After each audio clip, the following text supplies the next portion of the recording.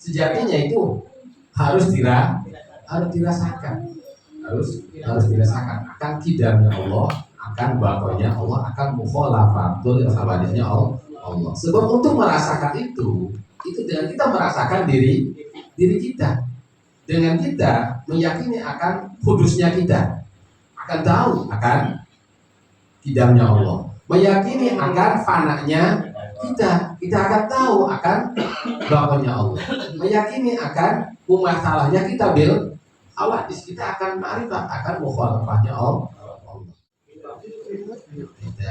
Hati kita selalu budak belanda itu.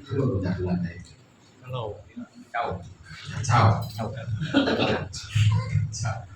Yang dilahirkannya jadi Nabi kita Muhammad dan itu tidak kacau lagi. Nanti apa? Kayak kacau itu beres.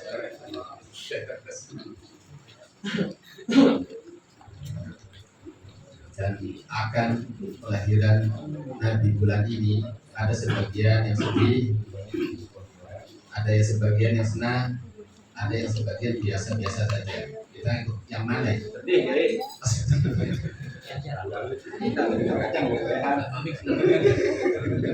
Sebagai senang bulan Maulid, apa itu senangnya itu? Apa itu?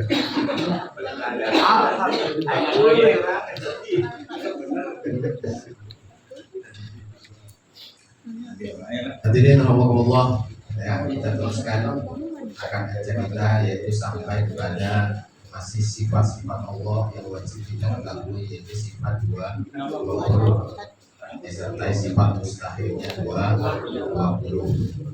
Nah, yang 20 tadi sudah disebutkan dibagi 3, dibagi 4. Ada sifat nafsiyah dan sudah selesai sifat yaitu sifat wujud. Sekarang yang tadi dibacakan itu sifat salbiyah, yaitu apa? 3 sifat, yaitu sifat idam, bako, mukhalafatul khawaris. Allah wajib bersifat idam, artinya maha dahulu. Artinya wujudnya Allah tidak dimulai dengan ketiadaan. Mustahil, kudus, artinya baru. Nah, itu sifat yang kedua. Yang ketiga sifat bako, artinya kekal. Arti kekal itu apa?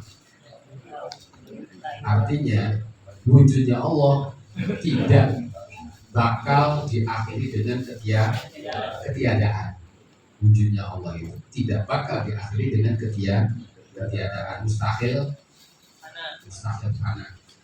Nah, yang sifat yang keempat yaitu sifat mukhalafatul khawadis. Artinya Allah berbeda dengan khawadis. Semua yang baru. Artinya semua yang baru yang keberadaannya diawali dengan ketiadaan.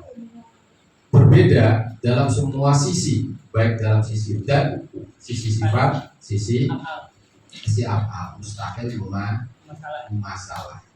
Nah, sifat-sifat inilah yang mesti kita praktekkan dalam setiap ibadah kita. Kita tidak sah ibadah kita tanpa mengetahui makbudnya. Kita sholat, kita puasa, apa saja ibadah-ibadah, terutama yang memerlukan niat itu tidak bakal sah tanpa kita mengetahui makbud, siapa yang kita ibadah.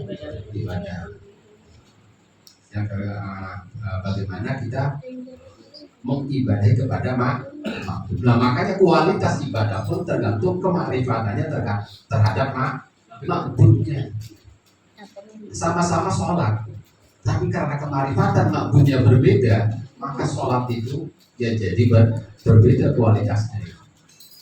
Jadi walaupun sama-sama memakan waktu sama-sama 5 menit, umpamanya si A 5 menit, si B 5 menit, tapi makrifat makbudnya berbeda, ya bisa jauh berbeda. Kalau tidak tahu makbudnya, ya udah, sholat kita 5 menit itu ya tidak ada arti. Maka kita dalam hidup melihat sifat tadi, nanti ada 5. Ada 5 itu kita harus selalu makom jamu, makom fardu. makom jamu makom gitu ya itu. Khususnya kita sebagai manusia yang sebagai makhluk yang ditalih oleh Allah Subhanahu wa Ta'ala. Masih makom jamu. Tanpa makom jamu maka man la jam'alah la tauhidalah wala marifatallah. Kita tidak tahu jamu, tidak di dalam hati kita tidak ada makom jamu, maka sampai kapan pun kita tidak bakalan bertauhid dan kita tidak bakalan bermarifat. Kita tidak makom fardu. Man la farqalah la ubudiyatalah. Orang yang tidak makom fardu maka la ubudiyatalah. Tidak ada aktivitasnya itu bisa dinilai beribadah. Rugi gak kira-kira? Rugi kita itu. Jadi setiap saat itu kita harus bermakom jamu makom fardu. Makom jamu artinya makom apa sih? Makom di situ masulibahkan yang kita lepas dari itu. Seperti Allah bersifat makom, kita lepas dari sifat merasa kita itu makom. Kita tuh harus benar-benar disalap sifat itu dalam diri kita. Allah bersifat kidam, kita harus disalap, dilepaskan. Kita merasa punya kidam, dan itu harus bisa dirasakan. Allah bersifat mukhalafatul hawadis, berarti kita itu harus disalap akan hal itu. Maka kita sifatnya berarti kebalikannya, bahwa kita sifatnya kebalikannya kidam, berarti kita itu kudus. Yang kudus itu adalah makom manusia ilaika, sesuatu yang disematkan kepada diri kita. Itu manusia ilaika, berarti saya itu kudus, saya itu fana, saya itu masalah. Hanya man arafah nafsah, arafah rubah. Ya, pokoknya itulah, supaya kita lebih banyak lagi masalahnya. Kita harus dalam hidup itu bermakom fardu jam. Mala jam'alah la tauhidalah wala marifatallah. Wa man la farqalah la ubudiyatalah. Dan sudah dituntut itu ibadah. Bila mana kita tidak ada fardu, maka apapun yang kita diniatin ibadah itu tidak ada artinya. Tidak ada artinya. Dan orang yang tidak bermakom tapi fardu, walaupun dia meyakini keberadaan Allah, yakin banget Allah itu ada, udah tetap kita itu la ya Allah. Dan kita termasuk minal kafirin dalam surat Yasin kan ada, dalam surat Yasin itu wa idza qila lahum anfiqu mimma razaqakumullah qala alladziina kafaru lil ladziina amanu anut yaqumallahu yasha Allah ta'ala. Itu cuma memakai makom jamu saja, tidak memakai makom. Orang kafir, ada orang lagi lapar, orang kafir itu kasih makan, dia kaya raya. Kalau apa jawabnya? Kalau Allah ngasih dia makan, pasti Allah akan kasih. Itu orang yang cuma makomnya makom jamu. Bahasanya Allah, kalau Allah mau ngasih dia makan, pasti ada jalan dia dikasih makan. Tapi dia kelaparan, berarti Allah menghendaki dia lapar, dia gak usah kasih makan. Itu ngomongnya kan sepertinya ya. Kalau Allah menghendaki dia kenyang, pasti Allah kasih jalan untuk makan. Kenapa dia itu lapar? Karena dia dikehendaki oleh Allah lapar, maka biarkanlah dia dalam kelaparan. Itu yang cuma makomnya makom jamu saja. Dan oleh Al-Quran dikatakan kafir, walaupun dia mengatakan Allah yang menjadikan dia lapar, menjadikan dia kenyang, seperti itulah. Itu cuma makomnya makom jamu, tidak makom fardu. Maka sangat berbahaya. Apalagi dia cuma makomnya makom fardu saja, maka la ma'rifatallah wala tauhidalah. Maka ibadahnya ini ibadah, tapi ya jadi akan sia-sia. Sebab tidak sah kita ibadah illa ba'da ma'rifatil makbul kecuali kita meyakini tentang siapa yang kita ibadahi. Nah, tadi yang dibacakan kalau musannif rahimahullah taala wa nafa'na bi ulumihi fid dharaini amin. Al-qidam. Nah, qidam fi hadis ibaratun nafiyil adam. Berarti qidam itu kata lainnya adalah nafiyil adam.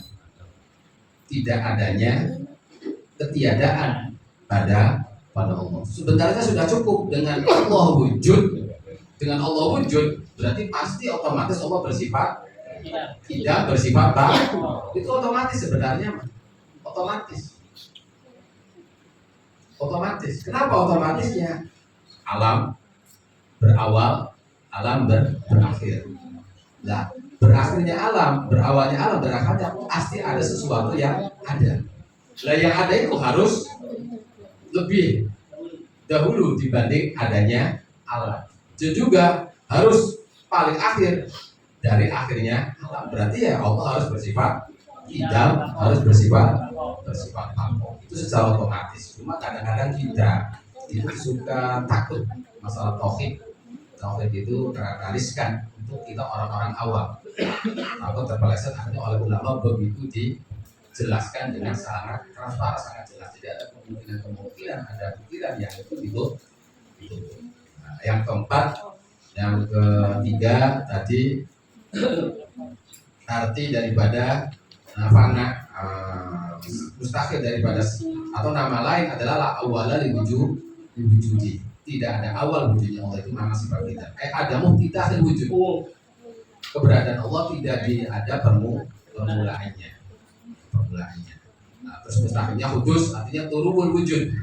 Nah, jadi wujudnya itu baru tajadud. Ya, terus mustahil. Yang ketiga sifat baqo maknanya adalah adamu kita min wujud, tidak adanya berakhirnya wujudnya Allah.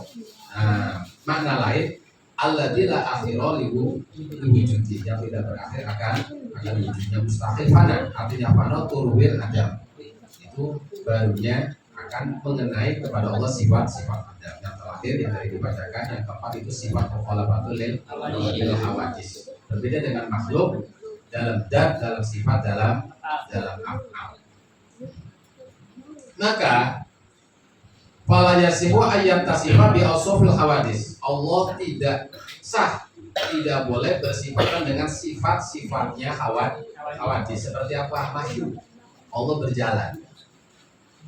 Qu'ud, Allah duduk. Qiyam, Allah berdiri. Jawarih, Allah punya anggota badan seperti mata, seperti kaki, seperti jari-jari atau lain-lain.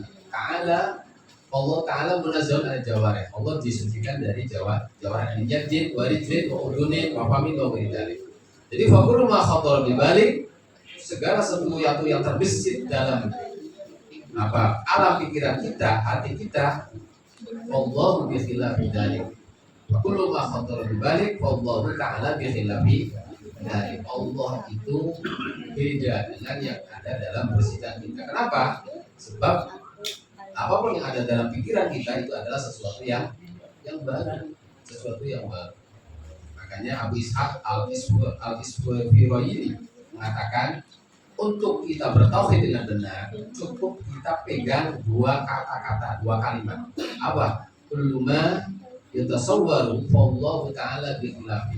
Setiap yang tergambar dalam alam pikiran kita, Allah itu tidak seperti itu. Sebab adalah dia tasawwar makhluk, sesuatu yang tergambar, terpikirkan, terbesit dalam alam pikiran kita itu adalah makhluk. Dan Allah Ta'ala khaliq, sedangkan Allah pencipta makhluk. Apapun hebatnya yang ada dalam pikiran kita. Itu pertama. Di setiap sesuatu yang tergambar, terbesit dalam alam pikiran kita bahwa Allah, maka Allah bihilah beda.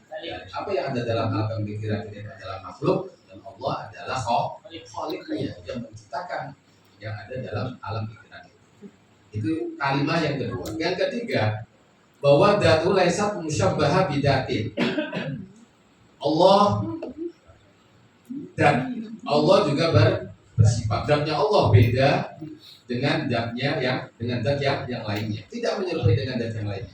Dan juga bukan berarti waqala, Allah itu bukan berarti dia tidak ada. Artinya Allah itu hanya sekedar jauhar, sekedar sifat atau arwah.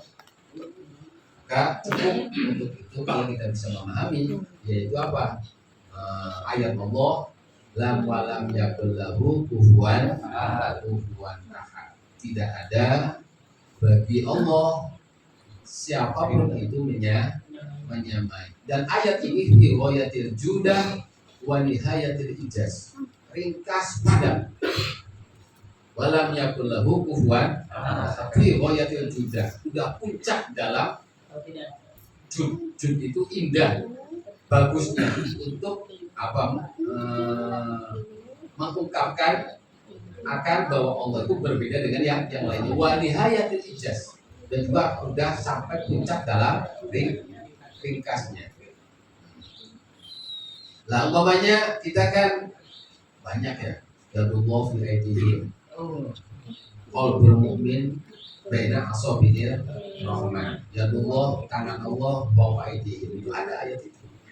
Terus qalbul mu'min baina usbi'ir rahman, bahwa hati orang mukmin di antara dua jari Allah Ar-Rahman. Itu harus dimanai. Itu kan kesannya Allah punya jari. Juga kalau kamu mendekati Allah satu langkah, Allah akan dua langkah. Kalau kamu mendekati Allah berjalan, Allah akan mendekati kamu sambil lari kecil. Kalau Allah kamu lari dengan Allah menuju Allah, Allah akan lari cepat menuju kamu. Itu kan ada kesan Allah itu lari berjalan itu gimana? Juga kalau kamu memberi sodakoh kepada orang fakir miskin, sodakoh itu belum diterima oleh tangannya orang fakir miskin, udah diterima dulu oleh tangan Allah. Itu gimana? Kita ngasih sodakoh kepada fakir miskin, sebelum sodakoh itu diterima oleh tangan penerima, udah diterima dulu oleh tangan Allah. Itu gimana dengan ketentuan? Sedangkan Allah bersifat yang sifatnya itu harus beriman. Bagaimana kita ma'rifat Allah dengan benar-benar ma'rifat, supaya kita makom jam'u yang sebenarnya, juga supaya kita makom farku yang sebenarnya. Sebab dua makom itu tidak boleh lepas dari seorang mukmin. Kalau lepas ya udah kita bukan mukmin lagi. Jadi man la farqala la subudiyatalah. Siapa yang tidak bermakom fardu, maka tidak ada nilai ibadah untuknya apapun yang dia kerjakan. Wa man la jam'ala la tauhidalah wa la ma'rifah. Orang yang tidak bermakom jam'u tidak bakalan ma'rifat, dan juga tidak bakalan dia bertauhid. Ya, kita mudah-mudahan sedikit banyak ada gambaran pembahasan malam ini tentang sifat Allah berupa dam, bako, mukhalafatul lil hawadis. Kemudian dengan kita tiga sifat ini, kita paham akan jam kita, akan fardu kita. Ya, semua nilai daripada aktivitas kita itu dinilai ibadah.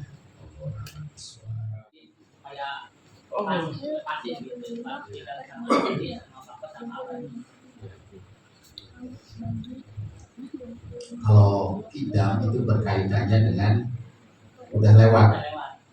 Kalau bako dengan yang akan datang. Nah, dalam istilah bahasa Arab itu ada azali, ada abadi, ada sarmadi. Iya, ada azali, ada abadi, ada sarmadi. Ini mah udah ada di azalinya. Oh, berarti zaman yang telah lewat itu. Berarti zaman, dan Allah itu apa? Sifatnya azali. Artinya azali itu tidak ada permulaannya, tidak ada start. Sebab yang namanya makhluk itu salah satunya adalah tempat dan zaman itu sendiri. Waktu itu adalah makhluk waktu itu. Zaman, tempat juga makhluk. Maka sebelum ada waktu, ada tempat, Allah udah ada. Udah ada zaman dulu.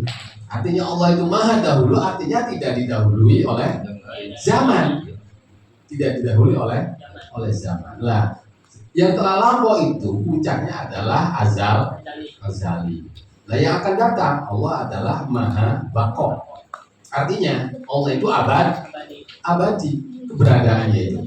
Abadi. Artinya Allah itu abadi keberadaannya, tidak bakalan diakhiri oleh ketiadaan. Ada mukhtitamil adam. Artinya abadi. Lah nanti kalau sarmadi itu ya dua-duanya juga bersifat apa? Tidak bako. Jadi dari awal akhir. Itu kalau kita berkaitan tentang zaman itu ada azali, ada abadi, ada sarmadi. Tapi Allah itu sendiri tidak dikurung, tidak dikungkung oleh waktu dan tempat. Tidak dikungkung oleh waktu dan tempat. Maka dengan kita mengatakan bako, jangan berarti Allah zaman itu mendahului Allah, tidak bisa. Zaman itu mendahului Allah, sebab sebelum ada zaman Allah sudah ada. Dan berakhirnya zaman pun tetap Allah itu tidak bakalan tidak ada. Sebab tidak dikubur oleh waktu dan zaman. Yang mengatakan Wahabi kan kalau lebih dalam dan Allah itu meyakini Allah itu ada di atas langit, di aras, dengan dalil Ar-Rahman al-Arsy Allah. Juga dari Qurannya, dalam hadisnya, waktu ada seorang melakukan kesalahan, kesalahan itu harus dikafarotin dengan memerdekakan budak mukminah, seorang budak yang mukmin. Lah, akhirnya didatangkan budak itu kepada Nabi, untuk membuktikan keimanannya. Ditanya oleh Nabi, di mana Allah? Dia jawab, Allah ada di atas langit. Siapa saya? Saya adalah Rasulullah. Akhirnya Nabi mengatakan, tidak, dia mukminah, boleh menjadi kifara, boleh menjadi kifara. Lah, kalau kita lihat tentang etikat itu jadi dalil bahwa Allah ada di atas, sebenarnya itu kalau menerangkan itu dalam kebingungan juga, karena itu dalam kebingungan. Kenapa ayat Allahu Ar-Rahman al-Arsy tawa? Terus bagaimana dengan ayat bahwa aqrabu ilaihi min hablil warid? Allah lebih dekat dari ulat lagi. Wa idza sa'alaka ibadi fa inni qarib. Bila mana hambaku menanyakan tentangku, katakan aku itu dekat. Kalau ada di atas, jauh atau dekat? Jauh. Gitu. Kenapa yang itu tidak ditakwil, kalau ini ditakwil? Ya kan repot. Kalau mau ditakwil semua ayat-ayat yang mutasyabi yang musyabih, ada kesan-kesan persamaan dengan makhluk itu harus ditakwil semua. Allah punya tangan, yadullah, tangan Allah. Mereka tidak mau ditakwil Allah punya tangan. Tangannya gimana? Ya udah, tangan yang sesuai dengan Allah saja. Gitu. Dengan Allah saja. Ya selalu dalam kebingungan sebenarnya. Dan kita alhamdulillah kita kan punya etikat yang itu dari imam kita Abu Hasan Asy'ari, Abu Mansur Al-Maturidi, yang itu yakin dengan hamba. Dan itu adalah etikat yang dipakai oleh generasi utama, itu para tabi'in, para sahabat, dan juga para nabi. Mudah-mudahan itu jalan untuk kita bisa ma'rifat. Nah, salah satunya dengan kita memahami sifat tidak mukhalafatul lil hawadits. Jadi ya ini kan cuma sekedar omongannya. Sejatinya itu harus dirasakan. Harus dirasakan akan kidamnya Allah, akan bakonya Allah, akan mukhalafatul lil hawaditsnya Allah. Sebab untuk merasakan itu dengan kita merasakan diri kita. Dengan kita meyakini akan kudusnya kita, akan tahu akan kidamnya Allah, meyakini akan fananya kita akan tahu akan bakonya Allah, meyakini akan masalahnya kita bil hawadits, kita akan ma'rifat akan mukhalafahnya Allah. Lah, kita meyakini adam Kita meyakini tentang kebalikannya kudus, fana, mumasal itu makomnya makom fardu. Lalu kita tahu kebalikannya, Allah bersifat tidak, bahwa mukhalafah itu makomnya makom jam, dan harus ada dalam diri kita kedua-duanya, supaya kita bagaimana kita itu menempatkan bahwa kita itu adalah makhluk dan pasti kita punya khalik ya. Nah, nanti apakah wujud Allah itu ainu dzati atau bukan ainu dzati? Kita wujud. Lah, keberadaan kita itu ainu dzatinya kita. Ainu dzatinya kita itu wujudnya kita. Lah, kita punya dat, punya ain, tapi berbentuk berupa. Sedangkan Allah itu bersifat musawwir yang membentukkan, yang merupakan.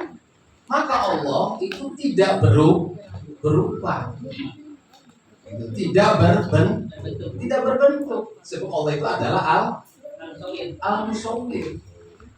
Nah, waktu kasus Isra Mi'raj, Nabi melewati langit, sampai di Sidratul Muntaha. Di sana beliau bertemu dengan Allah. Itu juga tidak bisa dipersepsikan Allah bertempat.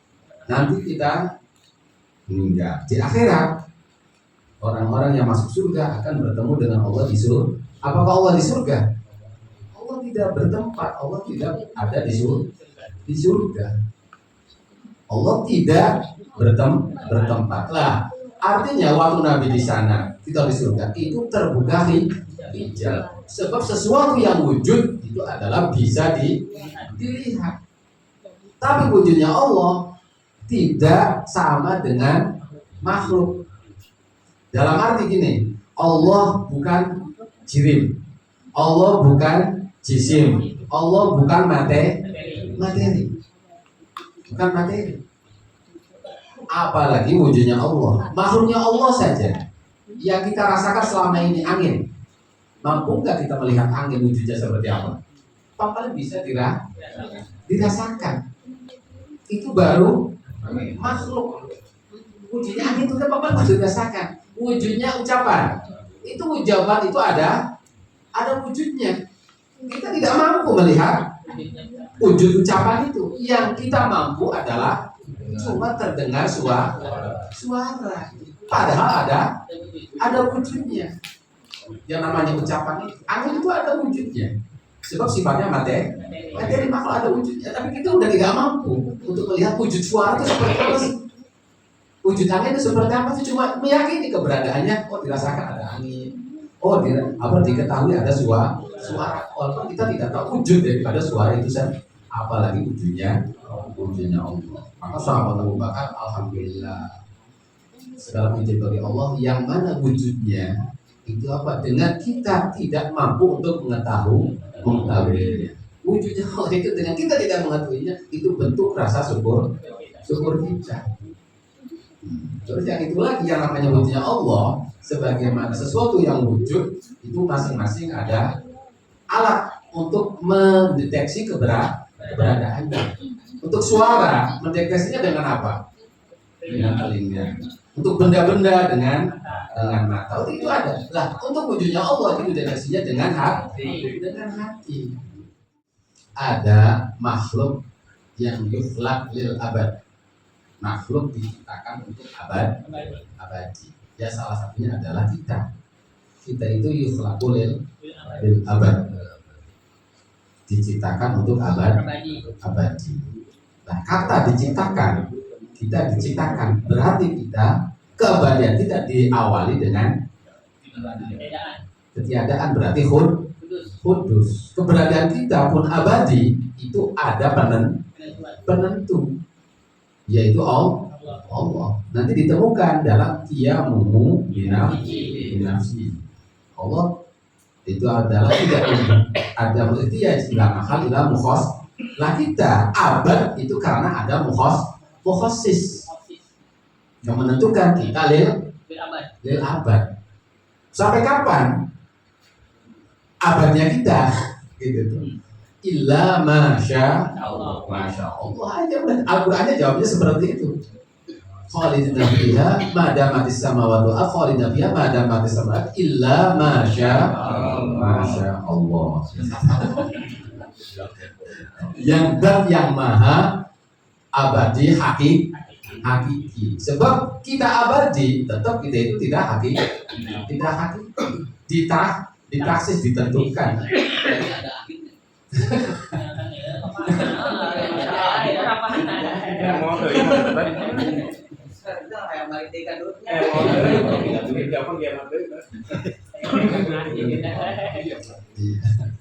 Jadi kita lagi di tempat di alam yang sangat singkat kita itu. Nanti kita akan masuk itu zaman usia kita, usia dunia paling singkat. Nanti kita masuk ke usia kita yang ketiga yaitu alam barzah. Lama sampai terjadi kiamatul kubro. Nanti kita udah terjadi kiamatul kubro, kita masuk lagi ke usia kita yang keempat yaitu masa berapa? 50.000 tahun kita di sana. Kembali lagi ke dunia. Itu juga belum belajar. Itu 50.000 tahun kita di alam mahsyar. Nanti kita masuk kepada hakikat dari kehidupan, yaitu alam akhirat yang sifatnya abadi. Sifatnya abadi. Wa inna darul akhirah lahiyal hayawan. Kita itu bukan kehidupan yang sebenarnya kita itu. Alam barzah bukan kehidupan yang sebenarnya. Alam akhir, alam mahsyar pun bukan kehidupan yang sebenarnya. Kehidupan yang sebenarnya itu kalau kita udah langkahkan kaki melewati antara dua negeri yaitu surga dan neraka, itu adalah lahiyal hayawan. Di sana kita abadi. Sampai kapan? Illa masya Allah. Tadi Nabi yang jelas surga itu udah ada, neraka pun udah ada, surga udah ada, neraka udah ada. Dan manusia adalah makhluk mutakhir paling terakhir diciptakan oleh Allah.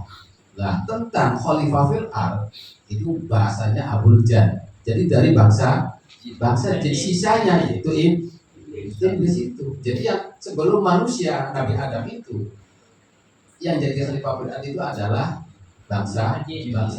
Sisa-sisanya itu yaitu iblis itu. Yang akhirnya dari itu Allah menciptakan yang bangsa manusia yang dibuat dari saripati tanah. Nah, surga udah ada. Tentang keberadaan surga itu sendiri banyak ya di Al-Quran, hadis juga. Waktu Allah menciptakan surga, tapi surga diciptakan itu sesudah malaikat. Sesudah malaikat diciptakan, terus Allah menciptakan surga neraka. Makanya waktu Allah buat surga, lihat tuh para malaikat, saya telah buat yang namanya surga, coba lihat. Bagaimana komentar kalian? Kayaknya itu surga enak banget bidadarinya, wildanya, fasilitasnya, waduh, hanya tidak ada makhluk yang tidak masuk ke sini itu.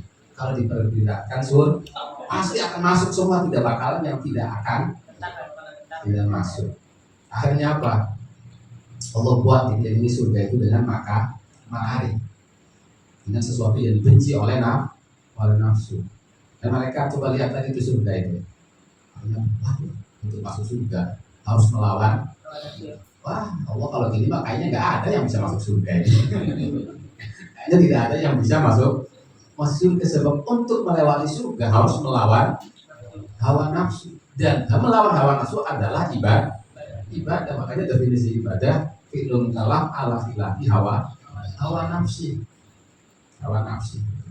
Buat neraka. Jadi surga dulu lalu buat neraka siksaannya dengan itu gimana? Wah, siksaannya orang yang neraka mudah nggak bakalan mau. Tapi diisi oleh hawa mustahayat, sesuatu yang disenangi oleh hawa nafsu. Dia tuh wah kayaknya masuk neraka semua ini makhluk ini, manusia ini. Seperti ini. Makhluk semua coba apa yang diingini hawa nafsu. Kecenderungan manusia itu ya selalu mengikuti hawa nafsu. Nah, tempat tentang surga itu di mana, neraka itu di mana, sekarang udah ada. Ya bahasa ulama kalau surga itu fi'liyin. Fi'liyin. Kalau neraka fisijin. Fi'liyin artinya tempat yang di atas langit ketujuh. Di atas langit ketujuh. Kalau fisijin berarti apa? Di dasar langit, melewati langit lapisan bumi yang ketujuh itu sih. Tapi dalam satu tempo bisa komunikasi antara penghuni surga dan penghuni neraka. Bisa dada-dadaan. Malah kata Gus Dur kan membuat jembatan. Iya, banyak jembatan. Makanya kan apa?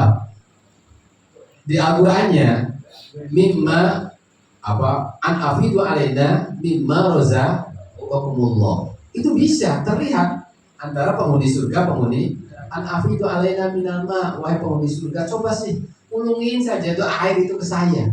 Sisa-sisa air surga lah. Kata ahli neraka itu. Kata ahli surga, innallaha harramahuma ala kami. Oh, tidak bisa. Itu dalam satu itu bisa gitu tuh saling berkomunikasi. Nah, nanti salah satu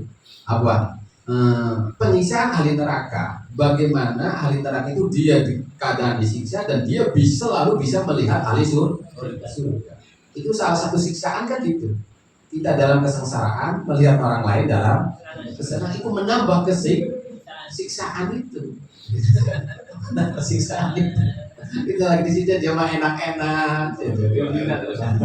Akhirnya maksa kepada Allah pengen ngobrol. Ya dikasih ngobrol.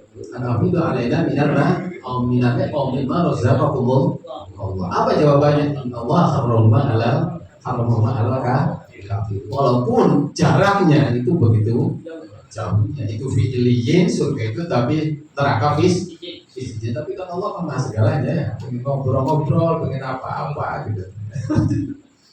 Tapi ya kita semuanya akan dialami semua, tenang saja lah. Sesuatu yang disiapkan oleh Allah, dijanjikan oleh Allah terhadap orang mukmin adalah la ain ra'at wala udhun sami'at wala khatara ala qalbil basar. Sesuatu yang tidak pernah terdengar, yang telinga, tidak pernah terlihat oleh mata, dan tidak pernah terbesit oleh hati. Itu kenikmatan yang Allah siapkan janjikan kepada orang surga, kenikmatan.